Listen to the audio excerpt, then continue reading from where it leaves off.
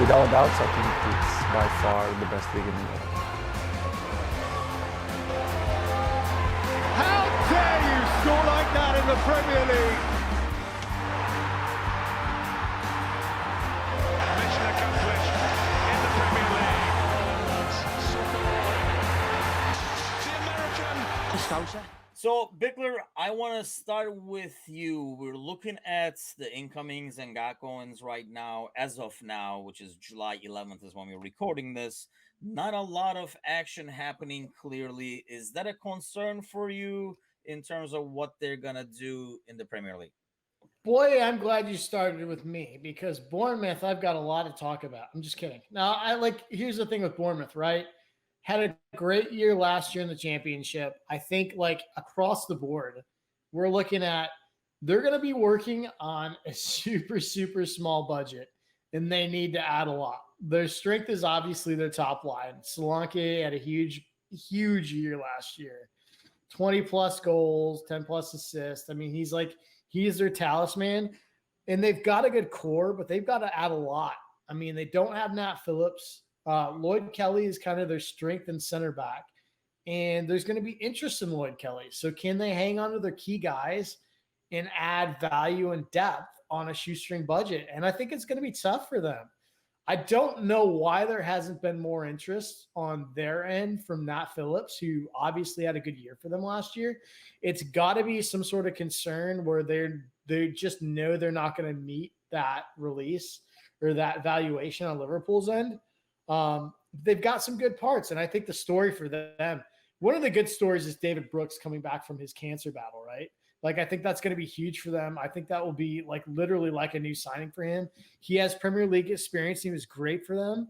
And they've got a young core to Zamira, Anthony, Billing. They've got a good young core. But it's just a matter of whether they can add enough quality and depth to that squad. It's going to be tough for them. So it's a lot of names actually who were with them in the Premier League that are kind of making the trip back. And Gally, teams when they come up to the Premier League, they kind of go about things usually two different ways. Either they hang on to what brought them there and try to maybe tweak it with one or two signings, or sometimes they do we're in Premier League now, and then almost do too many changes and kind of can screw it up that way. Obviously, there's a pro and con to the both. Which one would you rather have Bournemouth do as they attack the Premier League again? Well, Bournemouth's not Fulham, and they're not owned by an American owner with deep pockets and willing to drop $100 million just to go right back down. So I think they have to go the route of the conservative, stick with the, dance with the one that brought you.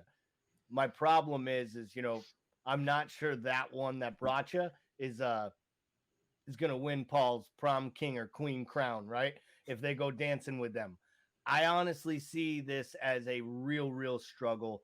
I think Scott Parker is a borderline inept manager. I don't believe he actually knows what he's doing. I think he plays way too conservatively.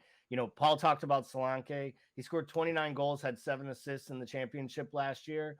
And if it wasn't for Mitrovic's amazing year, that's the third most amount of goals in the championship in almost a decade. And the only other two guys to do it are Mitrovic and Ivan Toney, who have both proven at some levels that they can score in the Premier League. Will Solanke score enough goals to hold them up? I honestly don't believe he will. Kiefer Moore is interesting to me. They signed Kiefer Moore, the Wales international, the big, tall bloke from Cardiff City. He offered a lot for them, but he also put them in a really tough spot with some injuries, and he's more of an impact sub. So if Billings can replicate his championship year playing off the striker in the 10 role behind Solanke, I just think they're going to have to play a lot of 3 at the back to keep up with the pace. And I just think they're really going to struggle stopping teams from scoring. And Scott Parker doesn't exactly elude confidence in me that they're going to be able to score enough goals to make this competitive. Sorry, Bournemouth fans. I was going to, bring you that back, Bickler, because clearly Gally does not think too much of Mr. Parker over there. And aside from Parker, I'm going to get your thoughts on that. There's not a lot working in terms of rumors as well, in terms of their signings. The biggest one obviously is Nathaniel Phillips. Are they kind of putting their eggs too much on Solanke's basket? Obviously, as Liverpool fans, we are very familiar with him. Is I just find it very difficult to believe that he can't duplicate that. I mean, obviously, it's too much to expect him to duplicate it, but even come close to it in the Premier League in terms of like number of goals and assists. Yeah, I mean, he's not going to duplicate it. Look at Ivan Toney's record-setting year when Brentford came up. Like, and Ivan Toney is legit. Like, I would love him on Liverpool. I think he's a fantastic striker. But I mean, it's just a different league, literally. Like, the caliber is different. Like, he's not going to replicate that, you know? And I think, you know, when you look at Bournemouth's, like, ambition, like, that's the concerning point. Like, their number one target was Joe Rothwell, which they got on a free from Blackburn. That was the guy that they wanted. Like, and it's just like Joe Rothwell is not going to, like, more than likely, that's not going to keep you from bottom three. Like, I don't know if I'm as down on Scott Parker as Galley is, but like, I mean, you just got to wonder based on, like, you cannot come from the Champions League to the Premier League and not fully commit yourself financially and expect to stay up. Like, it's just, there's very few situations. Maybe Fulham can pull it off this year, but they've lost a lot of talent. And the reason that Fulham could pull it off this year is because they have a lot of pieces that stayed, and they've got a lot of pieces that still have Prem experience that have had several years Prem experience. And Bournemouth doesn't have that. And I think Bournemouth's situation is like they've got a lot of players like Anthony, Zamira, Travers, LeMay, like those are all players that they got to try to find a way to extend it, like that like end in a year. So those players are like, they don't, I mean, like, as much as I'd like to think that they're fighting for that badge, they're fighting for their next contract. And the reality is they probably don't think it's at Bournemouth. Yeah, I mean, obviously, you know, we keep having the graphic on the screen, even though there is not really much to see and much to look at there, Gally. But I mean, I'm afraid to ask you if any of these signings excite you at all, or do any of the departures worry you at all? Well, I mean, I'm mostly worried about Gary Cahill actually fulfilling, you know, whatever obligations he has for like child support and alimony or any other thing he has, because I mean, Gary Cahill basically was stealing. Are you talking about me or Gary Cahill? A little bit of both, a little bit of both. Okay, all right. You know, he's got 6 to 8 inches on you, probably 6 to 8 inches on the waistline too at this point too. Size matters. It does matter. He was an absolute train wreck last year for them.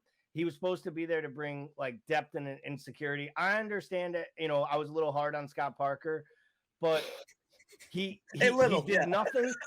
Listen. If you guys don't think it's going to get much worse, we have 19 more of these to go, and we only get to talk about Liverpool once, guys. And I don't have much nice to say about anyone on all these pages of notes. Let me tell you.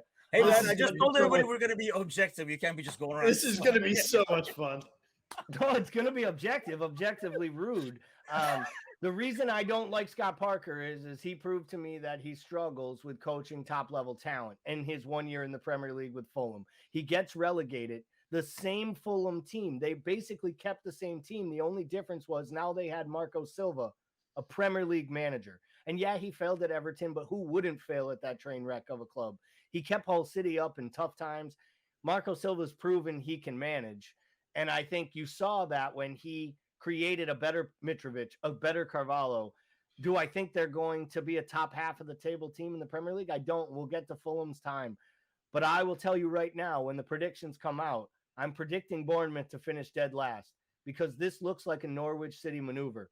They're making moves like a championship team, preparing for next year in the championship.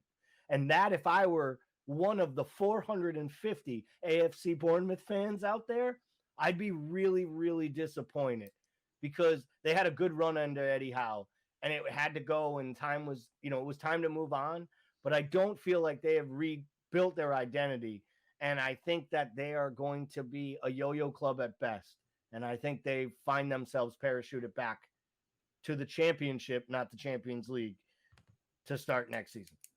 Yeah, I think, when I was talking about, how the newly promoted teams can kind of approach entering the Premier League, the hanging on to the talents you have with some finer adjustments and do the team thing rarely works. I think Sheffield United's comes to mind like recently. Brentford? And then Brentford, I guess, another one. But even they made some adjustments that were, I thought, key at the time. It is rare. So I agree, as not as strongly or as rudely as Gally, I guess, but I do agree that I don't see Bournemouth being able to, like I say, it is still early, and I'm sure they're going to be kind of waiting on the loan market and see how many players Chelsea's going to loan out this year, kind of an ordeal, and see if they can get some talent that way to help them.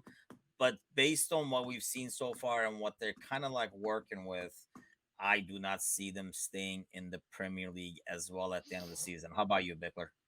Yeah, it's going to be tough for them to survive the drop for sure.